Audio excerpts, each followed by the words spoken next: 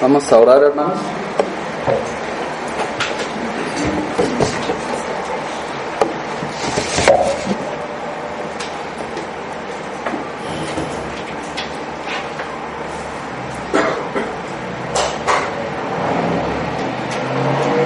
Señor, Tú eres tan bueno con nosotros, Señor. Y Tu amor, Señor, nos ha traído aquí a congregarnos.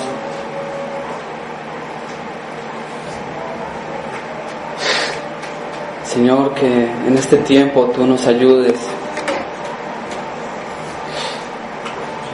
Que Tú nos ayudes a mirar a Cristo. Tú nos ayudes a deleitarnos en Su obra, Señor. Trae salvación también, Señor.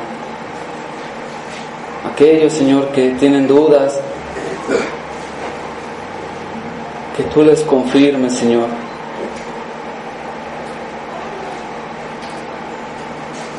Pedimos, Señor, que Tú te glorifiques en esta hora y que todo lo que sea dicho sea de acuerdo a Tu palabra, Señor. Te pedimos en el nombre de Tu Hijo Jesucristo. Amén.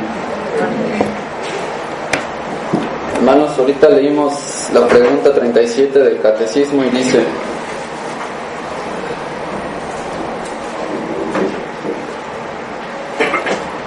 ¿cuáles son los beneficios que en esta vida acompañan o que se derivan de la justificación, la adopción y la santificación? Los beneficios que en esta vida acompañan o se derivan de la justificación, la adopción y la santificación son la seguridad del amor de Dios, la paz de conciencia, el gozo en el Espíritu Santo, el crecimiento en gracia y la perseverancia en ella hasta el fin. Hoy vamos a hablar un poco de esto. No traje hojas porque realmente vamos a estar solamente en el libro de Romanos. Vamos a estar ahí. Entonces nos vamos a Romanos 8:32.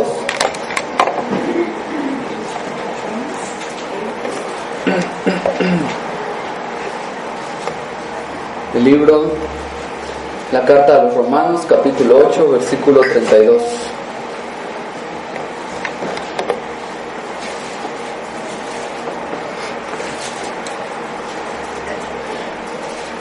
La iglesia de Roma no fue fundada ni por Pablo ni por Pedro. Seguramente fue fundada por alguno de los creyentes que vivían en aquel lugar. Y aun cuando Pablo nunca estuvo ahí en esta iglesia, aun cuando no ha estado en esta iglesia, Pablo escribe una carta inspirada.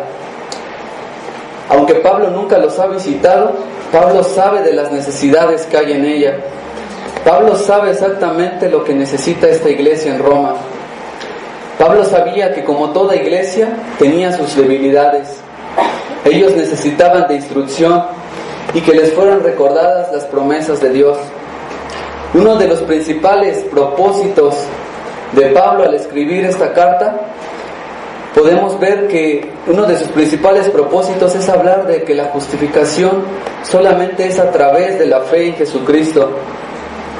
Ese es uno de los propósitos que tiene Pablo al escribir esta carta. Y luego, al llegar al capítulo 8, que es uno de los capítulos más consoladores de la Biblia, el apóstol les habla de todas las bendiciones que los creyentes han obtenido por medio de Cristo. Eso es de lo que les habla en el capítulo 8. En los primeros versículos del capítulo 8 les habla que aquellos que han creído en Cristo no tienen ninguna condenación. Les dice más adelante que el Espíritu Santo mora en ellos y que el Espíritu Santo les trae la certeza de ser hijos de Dios. Sin embargo, aunque el creyente tiene estas riquezas, estos tesoros, a pesar de esto, el creyente no está exento de dificultades. Eso lo vemos de los versículos 18 a 25. Y entonces el apóstol llega a la sección, al clímax de este capítulo, del versículo 28 hasta el final. Y entonces, ¿qué nos muestra el apóstol en esta sección de la carta? El apóstol se enfoca en un tema: cómo tener certeza del favor de Dios por el creyente. El apóstol, nosotros vamos a enfocarnos en el versículo 32, en donde el apóstol no podría presentar un argumento mayor que el que presenta en este versículo. ¿Para qué? Para que el creyente tenga certeza de que Dios está a favor de él. El versículo 32 dice: el que no escatimó ni a su propio Hijo, sino que lo entregó por todos nosotros, ¿cómo no nos dará también con Él todas las cosas? Ese es el versículo que trataremos de exponer el día de hoy. Y realmente solamente serán 3 puntos. Lo vamos a dividir en 3 puntos. El que no escatimó ni a su propio Hijo, el don invaluable, sino que lo entregó por todos nosotros. Y finalmente, si Dios nos ha dado el don mayor, ¿cómo no nos dará con Él todas las cosas? Entonces empecemos con el primer punto. El don invaluable, el que no escatimó ni a su propio Hijo. Hermanos, los que estamos casados sabemos que una esposa es un gran regalo de Dios. Los que son padres pueden confirmar lo que dice el Salmo 127: los hijos son un don de Dios. Pero Dios ha dado al creyente un don mayor que los hijos y que una esposa. Un don que no tiene comparación. No es el don de enseñar, no es el don de exhortar, no es el don ni siquiera de sanar como en el tiempo de los apóstoles. Dios ha dado a los hombres un don mayor, un don sin medida. Dios ha dado a su Hijo, a su único Hijo. Muchos padres tienen gran dolor cuando ven partir a sus hijos, cuando se casan o cuando cuando van a estudiar a otros lados. Pero aún a pesar del dolor que hay una gran felicidad por lo que ellos están haciendo. Pero aquí tenemos una escena diferente. Nos dice que el Padre entregó a su Hijo para no escatimarlo. Pero, ¿qué es escatimar? ¿Qué significa este término? Escatimar es perdonar, es rehusar. Pero aquí nos dice el pasaje que no es que Dios haya perdonado a su Hijo. Nos dice el pasaje que Dios no perdonó a su Hijo, que Dios no rehusó a su Hijo, que no lo escatimó. ¿No nos parece a nosotros extraño que los hijos rebeldes se les aplique disciplina? Sabemos que ellos merecen disciplina porque se lo merecen. Pero el Hijo de Dios nunca trajo descontento a su Padre. Pero nos dice el pasaje que aún así no fue perdonado. Pero ¿por qué no lo perdonó?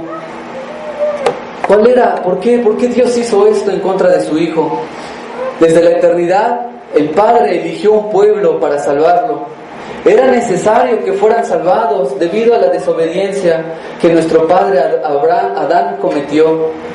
Debido a la desobediencia de nuestro padre Adán, la humanidad quedó en desgracia. Todos quedamos separados de Dios. No había ni un solo justo. Los hombres quedaron incapacitados para restablecer la relación con Dios por su propia cuenta.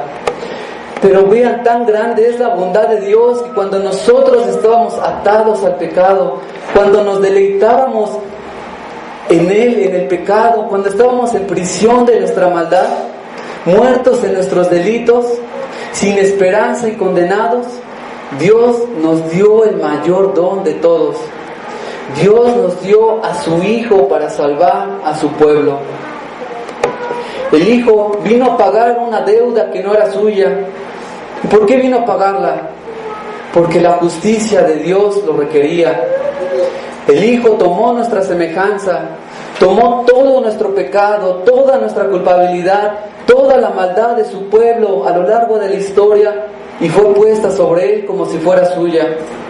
Debido a que nuestros pecados fueron puestos sobre Él, en la cruz no hubo perdón para el Hijo. Aun cuando Él era el Hijo amado, Dios no disminuyó ni siquiera un poco del castigo, no eliminó ni siquiera un poco de la terrible maldición. El Padre no trató a su Hijo como lo haría con cualquier otro pecador. La justicia de Dios requería pagar hasta el último centavo, y toda la ira de Dios fue descargada sobre Él. Aunque Él era el Hijo, bebió la copa amarga de la ira de Dios. Dios no perdonó ni a su propio Hijo, sino que en su amor lo entregó para restaurar la relación que se había roto a causa del pasado. Nosotros éramos enemigos de Él, pero Él nos amó y envió a su Hijo amado como sacrificio por nuestros pecados. Dios mismo en la cruz estaba pagando nuestra deuda. Nosotros éramos hombres perdidos, sin esperanza, que merecían ser condenados eternamente en el infierno a causa de nuestra iniquidad, a causa de que somos pecadores. Pero el Padre ofreció a su Hijo unigénito, en quien se complacía desde la eternidad. Nosotros no podemos ganar nuestra salvación, no podíamos quitar nuestra culpabilidad. Nuestra única esperanza era Jesucristo. En la cruz no fue perdonado aquel que es más sublime que los cielos, aquel que su bondad excede sobre todos los límites, aquel que mora en la luz inaccesible, aquel que es santo, santo, santo, aquel que es más grande que Abraham, el profeta esperado, el verdadero pan del cielo, uno más sabio y con más gloria que Salomón. Allí en la cruz sufrió y murió en la cruz. En la cruz exclamó: Dios mío, ¿por qué me has desamparado? Y no hubo respuesta.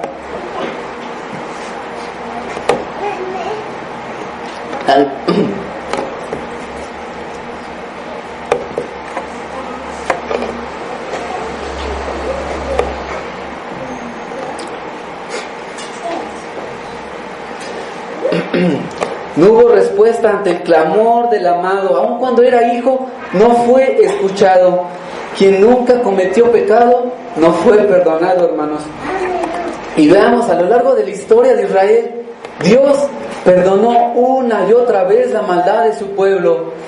A pesar de que el pueblo de Israel fue un pueblo rebelde, Dios los castigó en el exilio. Pero Dios en su misericordia los regresó después de 70 años. Dios perdonó el adulterio de David. Dios perdonó la negación de Pedro. Y aún incluso la Escritura nos dice que perdonó a uno de los reyes más malvados, a Manasés. Pero ahí en la cruz el Padre no perdonó a su Hijo. ¿No nos parecería extraño ver que un juez justo condenara a un criminal? Pero dice un comentarista: en la cruz hay algo distinto.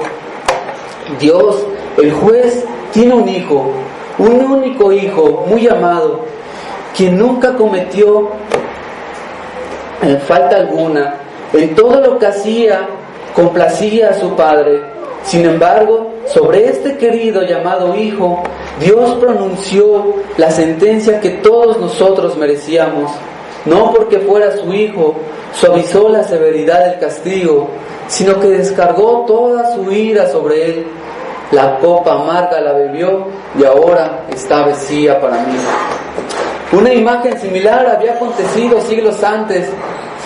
Ahí teníamos a Isaac preguntando a su padre Abraham: Padre, ¿dónde está el animal para el sacrificio? Abraham contestó que Dios proveería. Entonces Abraham tomó a su hijo y lo ató con cuerdas, y estando listo para clavar el cuchillo sobre él, una voz del cielo vino y lo detuvo. Dios proveyó al final el cordero para el sacrificio. Entonces, aunque Dios proveyó este cordero para el sacrificio, simplemente era una escena que estaba aplazando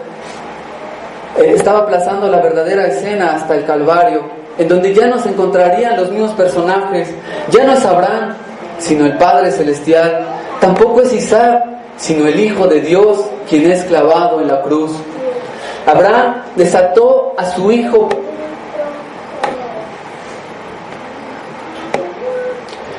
para no morir, pero el Padre Celestial no desata al suyo. Hubo un sustituto al final para Isaac, pero nadie podía ser un sustituto para el Hijo de Dios. Nadie podía ofrecerse en su lugar. No había nadie tan lleno de gloria y valor como Él. Su sacrificio fue tan valioso que Dios se complació con él, resucitándole de los muertos. ¿Y por qué lo dio? Este es nuestro segundo punto. ¿Por qué lo dio? La segunda parte del versículo dice, sino que lo entregó por todos nosotros.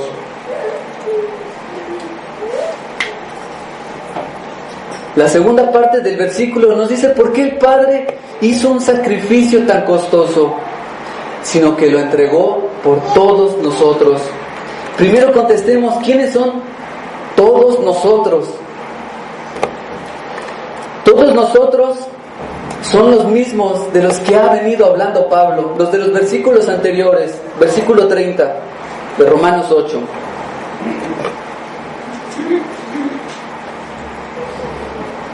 Y a los que predestinó, a estos también llamó. Y a los que llamó, a estos también justificó. Y a los que justificó, a estos también glorificó. Todos nosotros son los que han sido predestinados, llamados, justificados y que serán glorificados. Todos nosotros somos los que hemos creído en su Hijo. Se trata de los pecadores, pero de los pecadores que han sido perdonados. Todos nosotros no son todas las personas del mundo, sino aquellos que están en Cristo. Por estos pecadores, Dios entregó su mayor tesoro. Y no solo entregó su mayor tesoro por estos, sino que lo entregó para pasar los mayores sufrimientos por todos nosotros los que hemos creído. Él fue entregado a nuestro lugar para nuestra salvación. El amor de Cristo por su pueblo fue mayor que el sufrimiento que experimentaría en la cruz. Ningún sufrimiento era demasiado grande por su pueblo. Él no fue llevado a la fuerza. Él entregó su vida voluntariamente. Recuerden la escena cuando van a capturarlo los soldados. Y él dice simplemente una frase y ellos caen para atrás. Jesucristo les permitió que fuera llevado a la cruz. Él no era llevado a la fuerza. No hay comparación al amor de Dios hacia su pueblo. No es que Dios haya visto algo en nosotros para entregar a su Hijo. No es que nosotros hubiera algo de interés hacia Él. No había ningún deseo en nosotros de reconciliarnos con Él. No había en nosotros nada que fuera deseable. Ningún mérito de nuestra parte podría haber movido a Cristo a morir por nosotros, porque Él murió por nosotros cuando aún éramos pecadores. Romanos 5:8. No había nada hermoso en nosotros, hermanos, solo pecado. En ninguno de nosotros había algo que pudiera haber atraído su amor. Cuán grande es el amor de Dios que entregó a su Hijo cuando no había nada en mí ni había nada en ti. Cuán grande es su amor por personas rebeldes de quienes no había nada que pudiera ser amado. Hermanos, podemos permanecer fríos, podemos permanecer sin que llegue esto a nuestro corazón, de esta prueba de amor de Dios. Podemos permanecer pasivos después de escuchar que Dios entregó a su Hijo por nosotros. Podríamos quedarnos meditando en este versículo sin decir nada más y no llegaríamos a entenderlo lo que resta de la hora. ¿Cómo es posible este amor por mí? ¿Cómo es posible este amor por su pueblo? ¿Cómo es posible que Dios haya entregado a su Hijo para morir por un pueblo que le traicionaría día con día? Y no solo es el amor del Hijo al morir por nosotros, sino el amor del Padre que también entregó a su Hijo. ¿Darías lo más valioso que tienes por alguien que no lo merece? ¿Por tu enemigo? ¿Lo darías? ¿Sacrificarías a uno de tus hijos para salvar a personas que te odian? Dios lo hizo. Dios dio a su Hijo por nosotros. Nadie que es padre desearía entregar a su hijo, aun cuando fuera el hijo más rebelde. A nadie le gustaría perderlo. Y el Hijo de Dios es infinitamente más amado de lo que cualquier padre terrenal pudiera amar. Sin embargo, el Padre lo dio para morir por nosotros.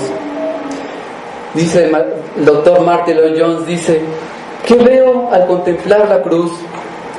Lo que veo por encima de cualquier cosa es el amor que le llevó a hacer todo eso.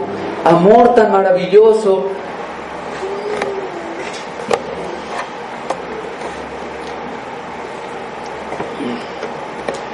amor tan divino. Ahí está Él muriendo, ahí está Él por causa de su amor hacia ti, su amor hacia mí, su amor hacia pecadores. Murió por personas que le aborrecían. Mientras moría allí, Saulo de Tarso la aborrecía, pero estaba muriendo por él. No esperó a que se convirtiera para amarle. Murió por él, aun cuando él blasfemaba en su contra. Dios entregó a su Hijo cuando éramos sus enemigos. Hermanos, este amor de Dios nunca nos desilusionará. Nosotros podemos ser lastimados por otros, nosotros mismos podemos lastimar a los demás, pero aquí tenemos un amor que sobrepasa todo. Tenemos un amor que no cambia, un amor que nunca puede ser retirado, un amor que es irremovible, un amor que nunca puede acabarse.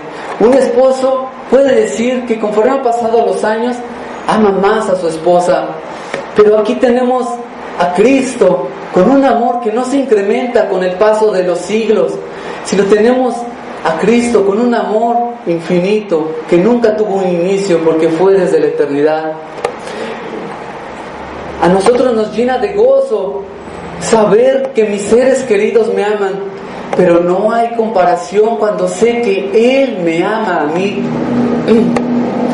Y nos daremos cuenta del amor de Dios por nosotros cuando más nos demos cuenta de lo inmerecedores que somos. ¿Cómo es posible que Dios nos haya amado de esta manera cuando no había nada en nosotros? Y vayamos al punto 3 de la predicación. La última parte del versículo dice: ¿cómo no nos dará también con Él todas las cosas? Si Dios nos ha dado el don mayor, si Dios nos ha amado así, pregunta el apóstol, ¿cómo no nos dará con Él todas las cosas? Ese es el punto principal del versículo.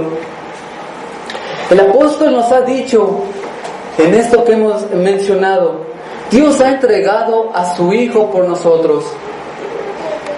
Pero es increíble que su misericordia no termina ahí, sino que además de darnos a su Hijo, dice, ¿cómo no nos dará también con Él todas las cosas? El apóstol nos presentó primero lo que Dios ha hecho por nosotros. Nos ha hablado de lo que Dios nos ha dado. Nos ha dado el mayor don. Y nos está diciendo ahora que de Él dependen todas las cosas. De Él dependen las promesas. No solo Dios entregó a su Hijo, sino que ahora nos dice que también dará lo que su pueblo necesite. No solo unas cosas, sino todas las cosas, dice el versículo. En otras palabras, el apóstol nos está diciendo, si Dios ha entregado a su Hijo por todos nosotros, todos los que están en Cristo, todos los que han creído en Él, si Dios nos ha dado lo mayor, ¿no habrá de darnos los bienes menores?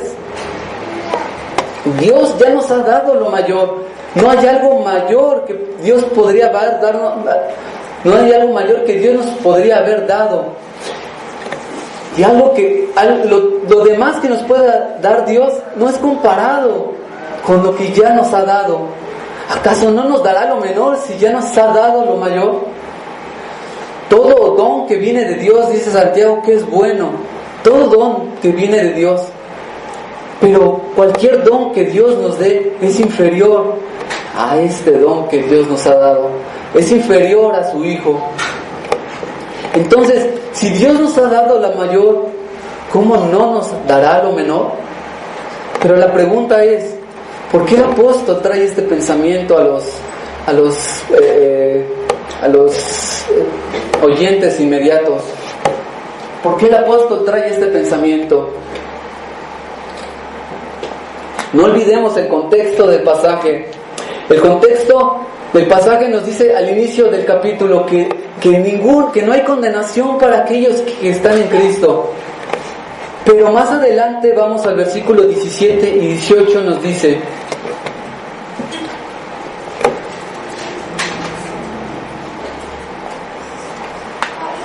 17 y 18 dice: y si hijos, también herederos, herederos de Dios y coherederos con Cristo, si es que padecemos juntamente con Él, para que juntamente con Él seamos glorificados. Pues tengo por cierto que las aflicciones del tiempo presente no son comparables con la gloria venidera que en nosotros ha de manifestarse. Es decir, aunque el creyente, Dios le ha dado el mayor don, no significa que tendrá una vida sin dificultades.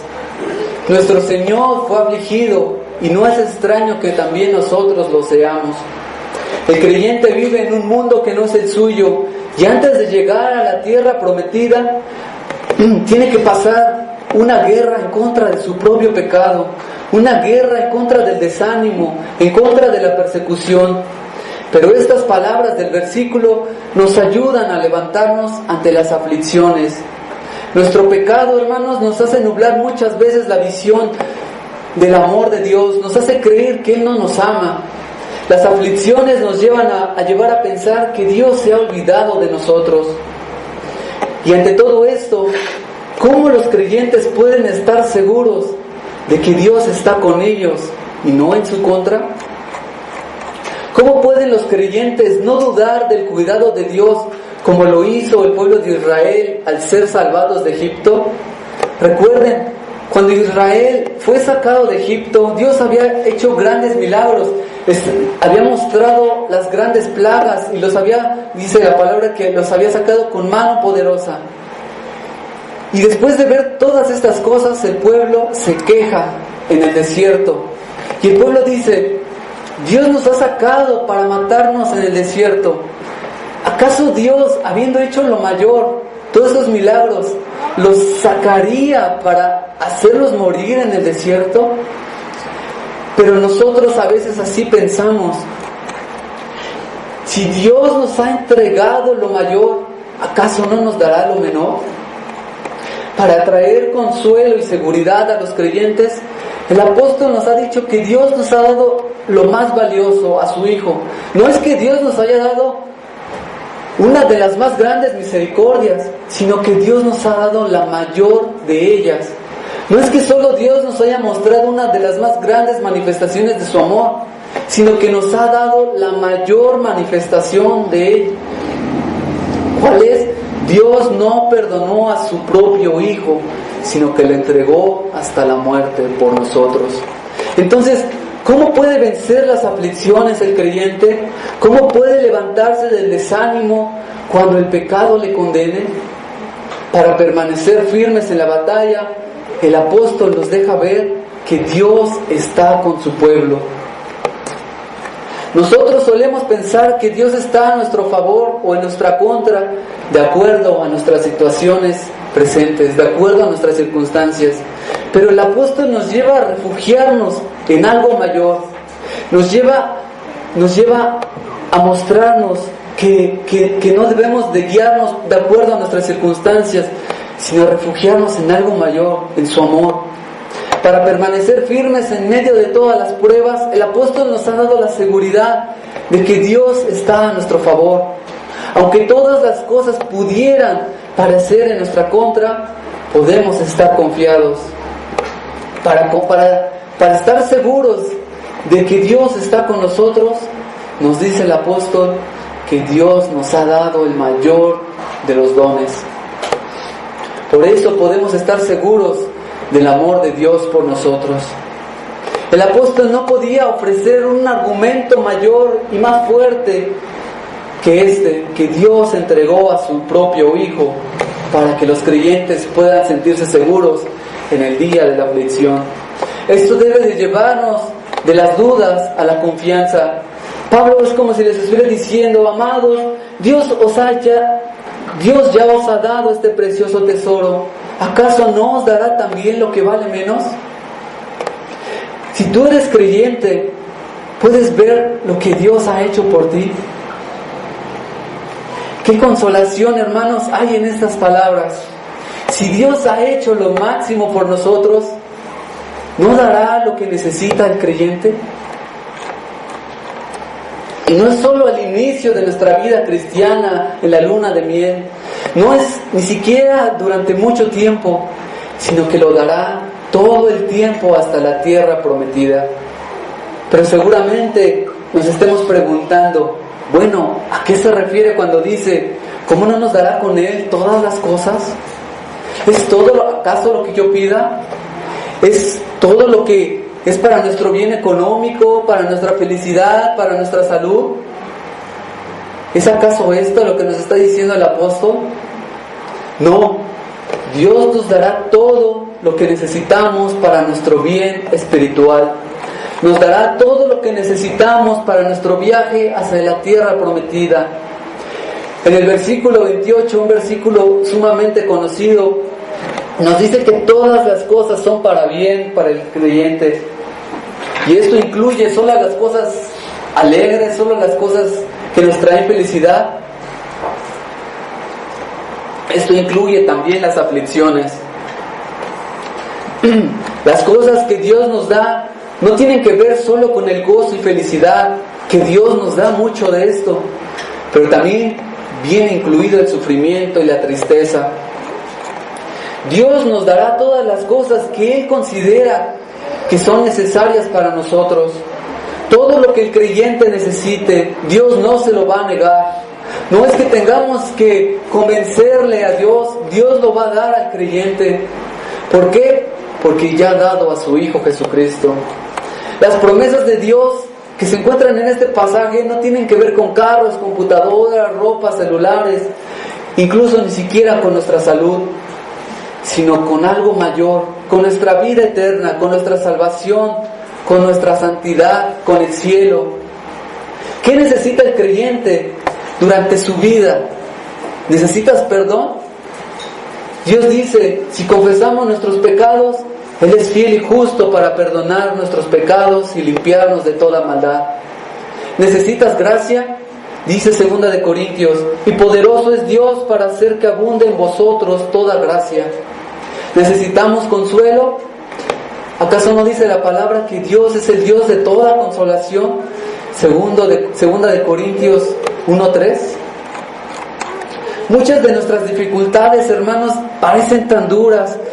Incluso cuando platicamos con otros hermanos y nos platican por lo que están pasando, nos decimos: ¿cómo es posible que el hermano esté soportando todo esto?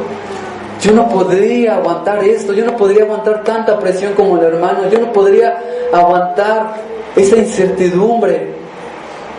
Pero el hermano la está soportando. ¿Por qué? ¿Es porque es más fuerte que nosotros? ¿Acaso Dios no le ha dado la gracia a ese hermano para soportar? Así como viene la prueba, viene acompañada de gracia. ¿Y por qué viene la gracia? Si Dios nos ha entregado a su Hijo por nosotros, ¿cómo no nos dará con Él también todas las cosas? Dios nos hiere, pero también nos venda. Este es el amor de nuestro Padre Celestial. Quizás, hermanos, muchos de nosotros no tengamos recursos, quizás recientemente hemos perdido a un ser querido, o alguno de nosotros está pasando por alguna enfermedad. Cualquiera que sea nuestro caso, y no estoy disminuyendo el sufrimiento, estemos satisfechos con la voluntad del Señor. Si Dios lo ha querido así, es porque es lo mejor para nosotros. La prosperidad, si no la tenemos, y si la tuviéramos, podría ser nuestra ruina. La enfermedad ha venido porque es mejor que la salud. Hermanos, no entendemos muchas de las cosas que nos suceden en nuestras vidas, pero este pasaje nos dice que todo lo que viene al creyente, Dios las trae por amor. ¿Cómo puedes sostenerte ante las pruebas? Descansa en su amor, descansa en que Dios está a tu favor y que todo viene de la mano amorosa de Él. Hermanos, demos gracias a Dios que Dios no nos concede todo lo que deseamos, porque dice Santiago que frecuentemente pedimos mal. Las cosas que pedimos, Dios nos las otorgará si son para nuestro bien. Dios no nos concede todo lo que deseamos, esta no es la promesa, porque muchas de las cosas que deseamos prontamente nos arruinarían. Si Dios nos diera todo lo que queremos, nos olvidaríamos de Él, hermanos. Los padres, los que son padres, no conceden a sus hijos todo lo que quieren, porque saben que les haría daño a sus hijos. Pero, ¿qué hacen sus hijos cuando ustedes les quieren dar una medicina? Ellos no lo quieren. Aquellas cosas que les harán bien, no las quieren. Así pasa con nosotros. Las cosas que sabemos que son para bien y que nos traen sufrimiento, no las creemos. Nadie puede decir que se deleita en el sufrimiento, hermanos. Pero Dios las trae porque nos son necesarias. Dios en su promesa dice que nos dará libremente todas las cosas, pero eso no significa que nos dará todo lo que deseamos. El apóstol Pablo, un hombre piadoso, un hombre que fue usado tan grandemente, rogó al Señor 3 veces para que le quitara el aguijón. Pero Dios le dijo: bástate en mi gracia. Dios no le quitó el aguijón a Pablo. En lugar de quitarle el aguijón, le dio la gracia. ¿Por qué? Porque ¿cómo no nos dará con Él todas las cosas? ¿Y cuál es el propósito de todas estas cosas que suceden en la vida del creyente? ¿Cuál es el propósito de que Dios nos dé todas las cosas? Él nos dará todo lo que necesitamos. ¿Para qué? Para ser hechos conforme a la imagen de su Hijo. Así dice el versículo 29 de nuestro capítulo de estudio. Para ser conformes a la imagen de su Hijo. Esa es la intención de Dios. Hermanos, podemos tener la seguridad de que Dios nos dará todo lo que necesitemos. ¿Por qué? ¿Por qué podemos tener la seguridad de que Dios nos dará todo lo que necesitemos? Cuando Dios nos dio a su Hijo, ¿fue porque se lo pedimos? ¿Nosotros le pedimos a su Hijo que mandara a su Hijo por nosotros? Dios nos dio a su Hijo sin que fuera pedido. Ninguno de nosotros rogó al Padre que enviara a su Hijo, pero Él lo hizo. Si nos dio el mayor tesoro sin haberlo pedido, ¿acaso no nos dará con Él todo lo que necesitamos? Y cuando nos dio a su Hijo, ¿cuál era la relación que teníamos con Él? Dios nos dio a su Hijo cuando éramos enemigos de Él. ¿Acaso, hermanos, no nos dará todo lo que necesitemos ahora que somos sus amigos? Dios nos dio este tan grande regalo cuando le aborrecíamos, cuando estábamos tan lejos de Él. ¿Acaso nos negará lo demás? Hemos sido reconciliados, ya no somos sus enemigos, ahora Él es nuestro amigo, ya no está irado en contra de nosotros. Como dice el versículo: si Dios es por nosotros, ¿quién contra nosotros? Dios nos amó y nos dio a su Hijo en circunstancias en las que menos lo merecíamos. Y no es que ahora como creyentes lo merezcamos, no es que ahora como creyentes tengamos méritos y que por eso recibiremos las demás cosas, no, sino que en unión con su Hijo, en unión con Cristo, Dios nos dará con Él todas las cosas. ¿Acaso ahora que ya somos aceptos en el amado, no nos dará con Él todo lo necesario? El pensamiento de Pablo es algo así, hermanos. Imagínense a un padre que está ahorrando sin que su hijo lo sepa. Un padre que lleva meses o quizás años ahorrando para comprar un carro a su hijo. Y llega el día en el que finalmente va a comprar el carro a su hijo. Entonces, ahí en ese día, lleva a su hijo y le dice: hijo, acompáñame. Y entonces el hijo llega y el padre, y entonces dice: hijo, este carro es tuyo. El hijo emocionado le dice: ¿en serio, padre? ¿De verdad? ¿Es mío? ¿Es mío? Dice: sí, hijo, es tuyo, tómalo. Entonces el hijo le dice: padre, ¿puedo manejarlo? Claro, hijo, es tuyo. Y le dice el hijo: Padre, ¿me das las llaves? Dice: no, las llaves no. Si el Padre le ha dado lo mayor, ¿acaso no sería asombroso que no le diera a lo menor las llaves? Así es este pensamiento. Si Dios nos ha dado lo mayor, nos ha dado a su Hijo, a su mayor tesoro, ¿acaso no nos dará todo lo que necesitemos en la vida espiritual, en la vida como creyentes? Si nosotros, que somos tan malos, no haríamos así si regaláramos algo, ¿cuánto más aquel que no enseñó a su Hijo? ¿Cómo aquel no nos dará con Él todas las cosas? ¿Podríamos imaginar que Dios haya dado lo mayor y que no nos diera lo menor? El Padre día con día proveerá a sus hijos todo cuanto necesitan. Si alguno tiene falta de sabiduría, pídala a Dios. Santiago 1:5. Nos da perdón si pecamos. Si somos necios y rebeldes, si nos apartamos, ¿qué nos trae? Disciplina. Y nos hace ver cuán insensatos hemos actuado y nos trae nuevamente de vuelta. Nos trae dones para servirle. Nuestras oraciones son escuchadas y respondidas. Nos da gracia, perdón y todo lo que necesitamos hasta el final. ¿Y por qué lo hace? Porque ¿cómo no nos dará con Él todas las cosas? Todo esto lo da a causa de su Hijo. Por Cristo, hermanos, ahora somos la complacencia del Padre. ¿Acaso necesitamos algo más? ¿Acaso necesitamos algo más para ser preservados hasta el final? Si somos preservados hasta el final, esto mostrará si en verdad somos creyentes. En Él, hermanos, tenemos todo lo que necesitamos. El apóstol, cuando hace esta pregunta, ¿cómo no nos dará con Él todas las otras cosas? No es que el apóstol esté dudando, sino que quiere mostrarnos, quiere enfatizar su pensamiento. Es como si dijera el apóstol, vamos al versículo 38 y 39. Es como si dijera el apóstol: oh amados, no estén desconsolados, Dios ya les ha dado a su Hijo. Versículo 38. Por lo cual estoy seguro que ni la muerte, ni la vida, ni ángeles, ni principados, ni potestades, ni lo presente, ni lo porvenir, ni lo alto, ni lo profundo, ni ninguna otra cosa creada nos podrá separar del amor de Dios que es en Cristo Jesús, Señor nuestro.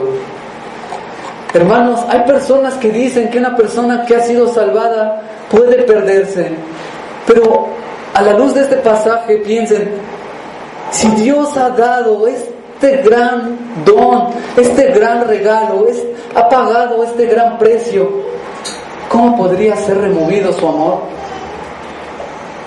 Si tú estás en Cristo, ¿acaso crees que Dios te soltará? ¿Acaso hay algo que pueda apartarnos de sus brazos? ¿Hay algo por lo que podamos dudar de caer si ya somos suyos? ¿Cómo podemos, hermanos, tener desánimo cuando tenemos tales riquezas? Imagínense, les leí la pregunta 37 del catecismo. Tenemos paz con Dios, hemos sido hechos sus hijos, tenemos acceso al Padre. Todos estos tesoros no pueden ser arrebatados como una casa por algún desastre natural, hermanos. Estos tesoros que tenemos por medio de su Hijo son permanentes. Esas riquezas que tenemos son más valiosas que cualquier otra cosa que podamos tener. No hay nada que pueda separarnos de su amor. Una gran cantidad de dinero puede comprar muchas cosas, pero son cosas que no durarán, hermanos. Pero lo que Cristo nos da son cosas sin comparación. Podemos ser pobres, pero somos ricos en Cristo. Lo que Cristo nos da es mucho más grande, infinitamente más grande que cualquier fortuna, hermanos. Porque todas estas cosas son temporales. No sabemos si vamos a pasar este día, aún incluso. Pero las cosas que Dios nos ha dado por medio de su Hijo son eternas. Y gózate en esto, hermano. Yo sé, hermanos, que si hay alguien que no es creyente aquí, no valora nada de esto. El perdón, el acceso al Padre. Yo sé que no lo desea, pero si viera su pecado, desearía ser perdonado. los creyentes podemos estar seguros de llegar a la tierra celestial. ¿Por qué? Porque ya no hay nada que lo impida. Aun cuando falte agua en el desierto durante el camino, estamos seguros de llegar, hermanos. ¿Por qué? Porque Dios nos ha dado el mayor tesoro.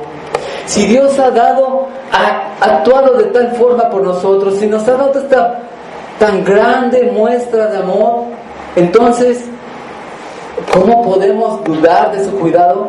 ¿Cómo podemos vivir desconsolados? Yo no estoy diciendo que el creyente no se entristece. El creyente se entristece, pero ¿cómo podemos vivir sin esperanza? Muchas veces nosotros, hermanos, dudamos del amor de Dios hacia nosotros, porque solamente nos enfocamos en nuestras circunstancias, nos enfocamos solamente en nuestro pecado. Pero veamos, regresemos a lo que Dios ya ha hecho por nosotros, el que no escatimó ni a su propio Hijo, sino que lo entregó por todos nosotros. Hermanos, ¿se necesita decir algo más para traer seguridad? ¿Se necesita algo más para traer consuelo en este día?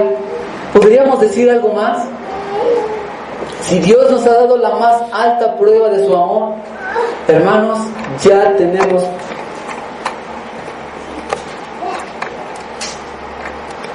todo, hermanos.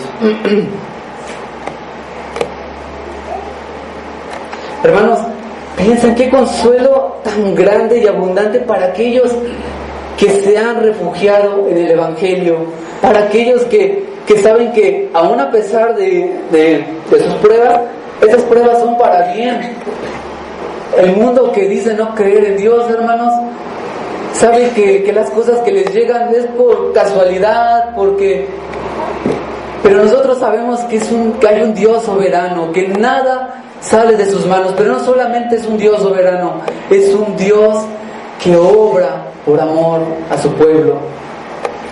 Todas las aflicciones de la vida, por complicadas que sean, no impedirá que se cumpla ese glorioso día en el que finalmente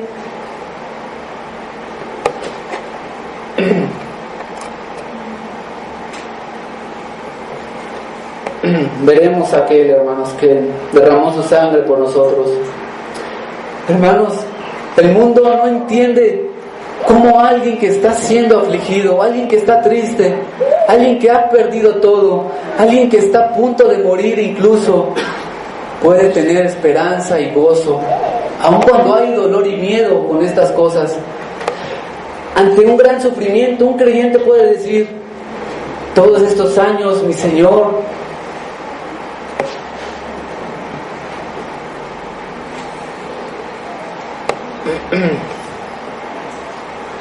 nunca me ha hecho ningún mal, me ha tratado con tanto amor.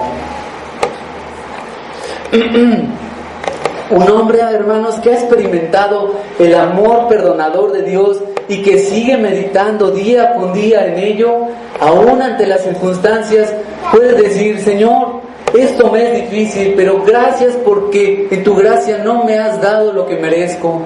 Gracias porque sé que hay personas que sufren más que yo, y mis sufrimientos no se comparan en nada con lo que hiciste con tu Hijo.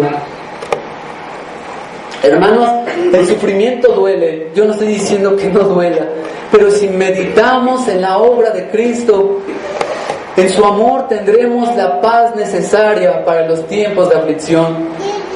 Que podamos contentarnos porque en Cristo ya lo tenemos todo.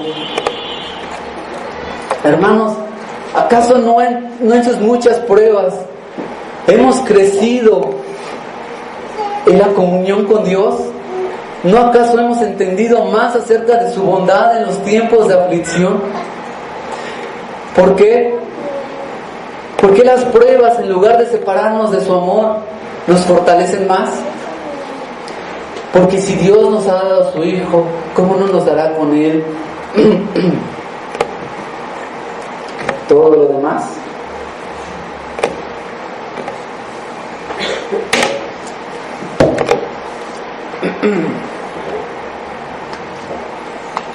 Es cierto, hermanos, que ninguno de nosotros desea ser probado. Todos tenemos temor de lo que pueda venir. Queremos unas vidas sin contratiempo. Nadie puede aquí levantar la mano y decir, yo quiero sufrir. Nadie puede decir eso. Pero en medio de la aflicción, hermanos, hemos crecido en la comunión con Dios. Incluso dice la palabra que nos gocemos en los sufrimientos. No es que nos gocemos de sufrir, hermanos, sino que en las aflicciones, esas aflicciones, nos dice la palabra, que produce paciencia. Dios obra en nosotros por medio de esto. ¿Y por qué? Porque ¿cómo no nos dará con Él todas las cosas? Hermanos, nuestros sufrimientos son temporales. ¿Qué se pueden comparar esos sufrimientos con el gozo que tendremos en el cielo?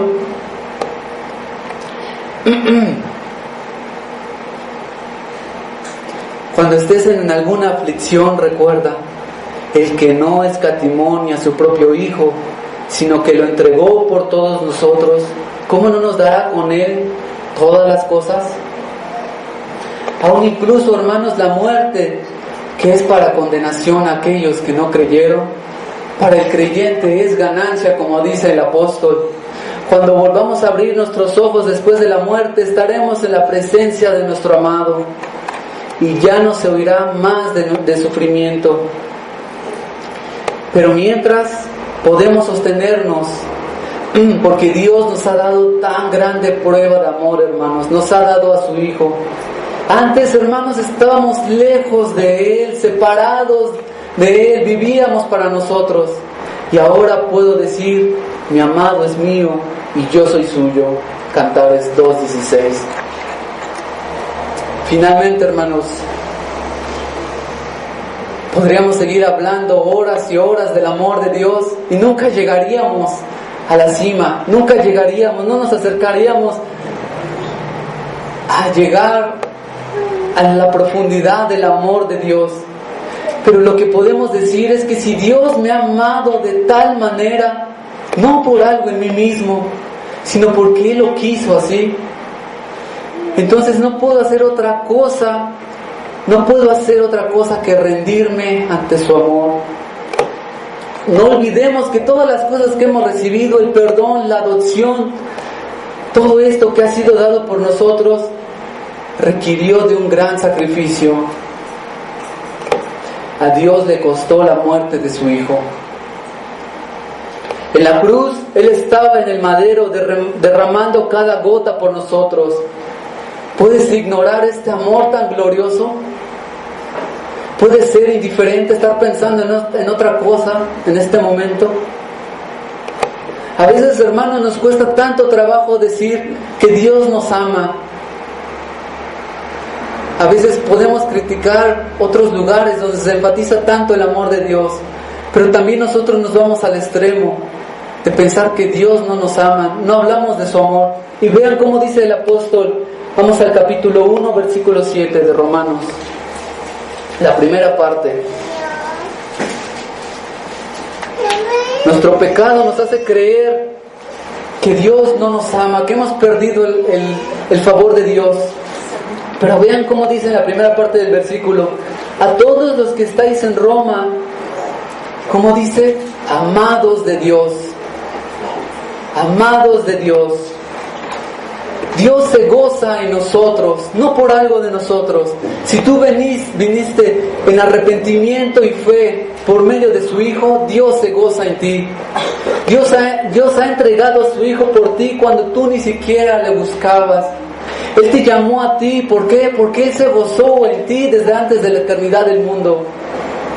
No había nada en nosotros, no había nada en nosotros que pudiera haber atraído su amor. Solo había pecado, hermanos. Pero dice este versículo que somos amados de Dios. Amados de Dios. Hermanos, pertenecer a Cristo es más importante que tener dinero o cualquier otra dificultad que tengamos. Si Dios nos ha dado a su Hijo, si me ha amado de tal manera y nos dará todas las cosas, entonces, ¿cuánto le debo yo? No puedo hacer otra cosa que darle a Él todo de mí. Que este amor, hermanos, nos lleve a tener más devoción a servir.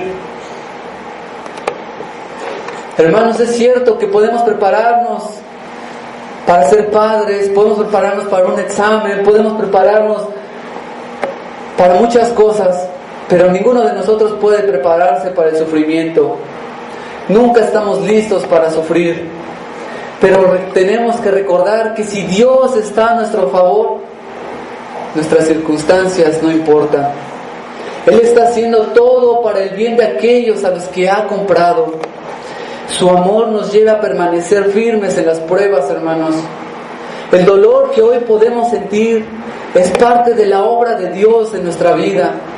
Y Dios ha permitido que ese dolor pase en tu vida porque está trabajando en nosotros para formar la imagen de Cristo en nosotros. No perdamos la esperanza ni la tranquilidad, hermanos. Yo sé que hay dolor, hermanos, en esta iglesia, pero recordemos que nuestro gozo está en la obra, y no en la obra de Cristo, y no en nuestras circunstancias o en nuestra obediencia. Podemos vivir con gozo en este mundo perverso, hermanos, sabiendo que Dios está con nosotros y que nada ni nadie nos podrá separar de su amor. Aún ante la aflicción, el creyente puede sonreír, hermanos. Solo nos queda, hermanos, postrarnos y adorar ante tanto amor de nuestro Dios. Finalmente, hermanos, si hay alguien aquí que no es creyente, con dolor le digo que esta promesa no es para él. Esta promesa, él no puede decir: todas las cosas que obran en mi vida son para bien. Tú no puedes decir que entregó a tu hijo por ti, que entregó a su hijo por ti. Quizás estás confiando en tus obras, quizás estás pensando que puedes salvarte a ti mismo, pero este versículo dice que nadie de nosotros podía salvarse, que Dios en su misericordia tuvo que entregar a su hijo. Necesitas de este don, un don que se recibe como un regalo. No tienes que pagar por él, simplemente creer. Simplemente, como lo dijeron a Spurgeon, solo mira a Cristo. Solo necesitas de Cristo. Ustedes también, niños que están escuchando, ustedes también necesitan de Cristo. Ustedes también necesitan arrepentirse. Piensen en esto: si Dios no perdonó a su Hijo, ¿acaso perdonará a los pecadores que no se arrepintieron? Pero hoy, si te arrepientes, hoy Dios te recibe. Ven a Cristo. ¿Qué es venir a Cristo? Es arrepentirte y creer en que Él puede perdonar tu pecado. La muerte, que para el creyente es ganancia, es un día terrible para el que no ha creído. Y aún incluso podría ser el día de hoy, hermanos. Jesucristo es nuestra única esperanza y es nuestro único refugio, hermanos. No tenemos a dónde acudir. Arrepintámonos, hermanos, de nuestros pecados y vayamos a Él. Vamos a orar.